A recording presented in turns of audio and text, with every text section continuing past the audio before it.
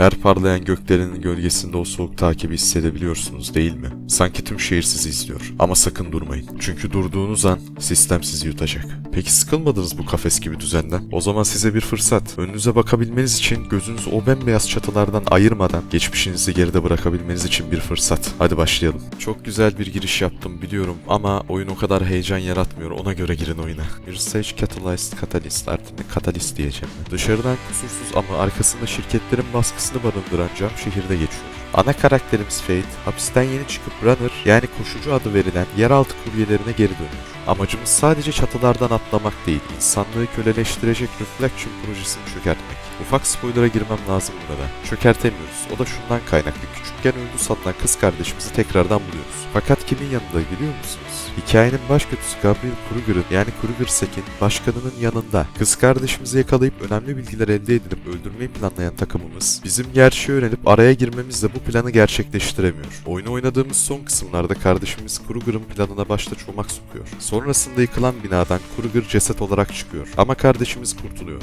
Bu olaylardan sonra kardeşimiz Krugersek'in yeni başkanı oluyor. Oyun da burada bitiyor. Yeni oyunu çıkarmak için cliffhanger ile bitiyor. Çok sinir oldum neden böyle bitiriyorlar diye. Bu arada kardeşimiz Kruger'ın yanına beyni yıkandığı için geçiyor. Daha fazla nokta var ama oynamak isterseniz siz bakınız efendim. Hikaye distopya atmosferini çok iyi hissettiriyor. Yan karakterler biraz daha derinleştirilebilirdi ama ayakları yere basan o özgürlük teması biraz da olsa iş yapabiliyor. Onun dışında da spoilerlı kısımlar kesinlikle çok basit noktalara bağlanıyor. Beğenmedim. Hem sonunu hem de hikayenin anlatım şekline. Oldu bittiye bağlanıyor çoğu şey. O zaman niye hikayen çok önemliymiş gibi davranıyorsun? Saçmalık. O çok büyük sürprizde açık konuşayım çok rahat bir şekilde anlaşılıyor. Gelelim bu oyunun asıl can damarına, yani oynanışa. Mirror's Edge Catalyst, ilk oyunun çizgisel yapısını bir kenara bırakıp bizi devasa bir açık dünyanın içine fırlatıyor. İyi hissettiren parkuru, çatılardan atlayıp zıplama özgürlüğünü sonuna kadar hissettirebiliyor. Fakat açık dünyasının yavanlığı da çok rahat bir şekilde görülebiliyor. Oyunda momentumunuzu, yani hızınızı korumak her şeyiniz demek. Koşarken ivmenizi kaybetmeden engellerin altından kaymak, duvarlardan koşmak ve ritminizi yakalayabilmek acayip akıcı hissettiriyor. Üstelik kolumuza takılan Megrop adlı kanca sayesinde uzaktaki binaları tutup uçabiliyor, haritada çok daha dikey ve çılgın hareketler yapabiliyoruz. Harita bembeyaz görselliğiyle ilk başta ferah ve göz kamaştırsa da bir süre sonra hem gözünüzü çok yoruyor hem de hep aynı tarz şeyleri yapmak açık dünyanın içinin biraz boş olduğunu hissettiriyor. İşin dövüş kısmına gelirsem silah taşımayı tamamen unutun. Fate bu oyunda asla silah taşımıyor. Silah kullanmıyor, silah taşımıyor. İyilik meleği. Bütün gücümüz, yumruklarımız, tekmelerimiz ve hızımız. Koşarken hızınızı alıp düşmanların tepesine binmek, duvar yardımıyla üstlerine atlamak tam bir aksiyon film havası yaratıyor.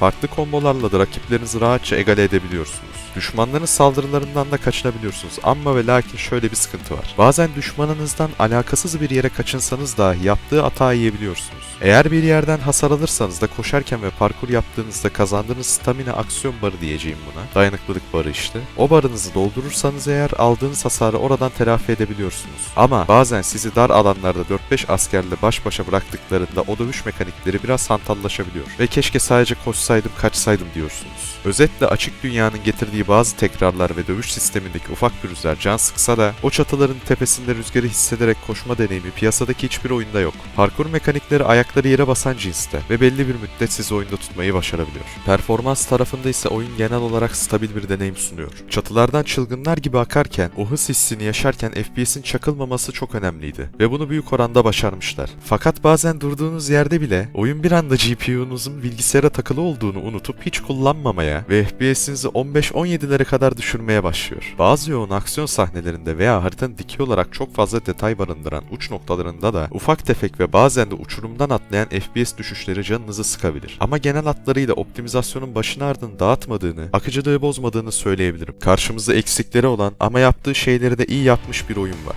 Açık dünyasının yavanlığı ve dövüş sistemindeki o saçma hitbox pürüzleri keyif kaçırsa da piyasada bu tarz bir kalitede parkur mekaniği sunan Dying Light oyunları dışında hiçbir alternatif yok. Sunset Overdrive var ama bu oyunların yapısına benzemiyor. Ondan dolayı örnek vermedim. Sırf o çatıların tepesindeki özgürlük hissi ve ayakları yere basan koşu deneyimi için bile şans verilmeyi hak eden bir oyun. Benim puanım da bu doğrultuda olacak. Neyse, izlediğiniz için teşekkür ederim. Eğer bu tarz incelemelerin devamını görmek isterseniz beğenip abone olmayı, videoyu beğenmediyseniz de canınız sağ olsun ama yine de kanala abone olmayı unutmayın. Kendinize çok iyi bakın. İyi günler dilerim efendim.